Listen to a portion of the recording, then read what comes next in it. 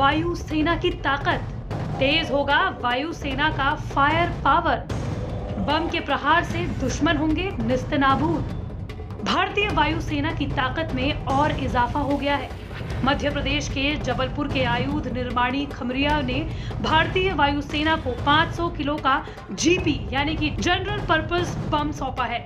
ये बम स्वदेश निर्मित होने के साथ साथ अब तक का सबसे बड़ा जीपी बम है और मोदी सरकार के आत्मनिर्भर भारत अभियान के लिए एक बड़ा उदाहरण।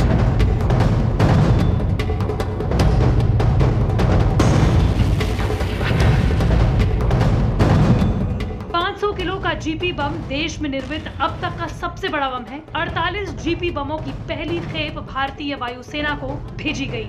आयुध निर्माणी खमरिया में बने इस बम को बनाने में कई तरह की दिक्कतों का सामना करना पड़ा, लेकिन स्वदेशी कोशिश आखिरकार कामयाब हुई और कई तरह की क्वालिटी टेस्ट के बाद बम की पहली खेप वायुसेना के सुपुर्द कर दी गई। 500 केजी जीपी बम की पहली खेप 48 नंबर के रूप में आयुध निर्माणी खमरिया से तैयार होकर डिस्पैच की जा रही है। आयुध निर्माणी खमरिया के अधिकारियों एवं कर्मचारियों के लिए यह निश्चित रूप से बेहद गर्व का विषय है। निश्चय ही इस बम की प्राप्ति से भारतीय वायुसेना को और भी अधिक बल मिलेगा।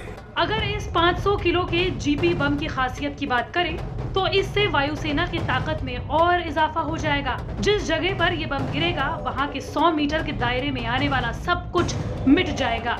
ये बम अत्याधुनिक मारक क्षमता और नई तकनीक से लैस है।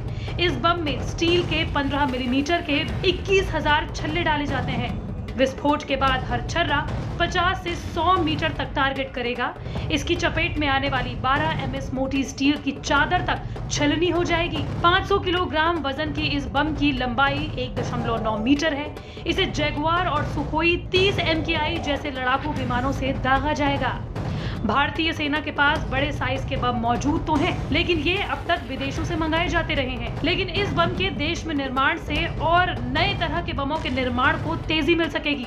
दूसरी तरफ रक्षा मंत्री राजनाथ सिंह ने भी कहा है कि आत्मनिर्भर भारत अभियान के तहत जल्द ही 109 रक्षा उत्पादों के आयात पर रोक लगाने का ऐलान किया जाएगा। स्वदेशी रक्षा उत्पाद को बढ़ावा देने के लिए पहले ही 200 से ज्यादा रक्षा उत्पादों के आयात पर प्रतिबंध लगाया जा चुका है और अब 9 अप्रैल को रक्षा मंत्रालय एक और सूची जारी करने जा रहा है। इसमें 109 से ज्यादा ऐसे रक्षा उत्पाद होंगे जिनका निर्माण अब स्वदेशी ही होगा। खैर, मेक इन इंडिया प्रोग्राम भी हिंदुस्तान के लिए नई इबारत लिख रहा है और रक्षा क्षेत्र में भारत की निर्भरता लगातार विदेशों पर कम होती जा रही है। जबलपुर से धीरज शाह के साथ ब्यूरो रिपोर्ट, भारत तक।